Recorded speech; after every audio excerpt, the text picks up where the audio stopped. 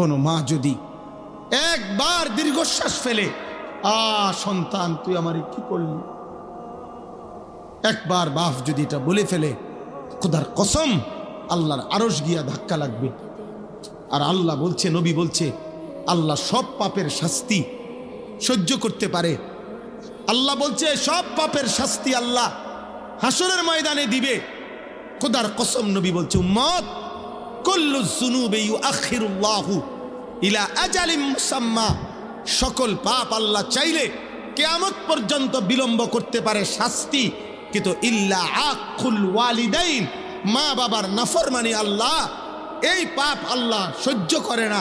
নবীজি বলছে লাইঙ্গা মুতা হাত্তা ইউআযযিবাহুল্লাহু ফিল আরদ, আল্লাহ তাআলা মা বাবার নাফরমান সন্তানকে মৃত্যু দিবে না যতক্ষণ পর্যন্ত আল্লাহ তাকে দুনিয়াতে বেইজ্জতি না করবে। রাতের 12টা 11 বাজে, তাহলে রাত 12টা 11 পর্যন্ত যেই যুবক সজাগ থাকতে পারলা, সেই তুমি কেন সেজদা দিতে পারলা না বাপ?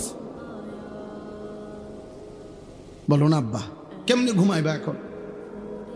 সারাদিন মোবাইলে হয়তো নারী দেখছো, ছবি দেখছো, অশ্লীল দৃশ্য দেখছো। সারাদিনে যারা পেশাব করে হয়তো পানি নাও নাই, টয়লেট পেপার ব্যবহার করো না, শরীরও নাপাক, আর এই অশ্লীল নারীর ছবি দেখলে হারাম বীর্যপাত হয়, এ কারণেও শরীর নাফাক। এক ওয়াক্ত নামাজও পড়ো না।